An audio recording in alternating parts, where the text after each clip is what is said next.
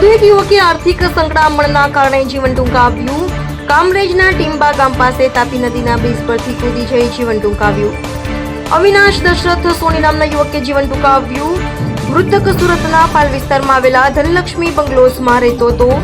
સુરતના હજીરા ખાતે આવેલી ONGCમાં નોકરી કરતો હતો અને વિઝા કન્સલ્ટન્સીના વ્યવસાય સાથે જોડાયેલો હતો. ગઈકાલે સાંજે ઘરેથી મોપેડ લઈ નીકળ્યો હતો. આજે સવારે મોપેડ નદીના બ્રિજ પરથી અને મૃતદેહ તાપી નદીમાંથી મળી આવ્યા. પખવાડિયામાં આ જ જગ્યાએથી કૂદી આત્મહત્યાની આ ત્રીજી ઘટના. કામરેજ પોલીસે મૃતદેહને કબજો લઈ પોસ્ટમોર્ટમની કાર્યવાહી હાથ ધરી.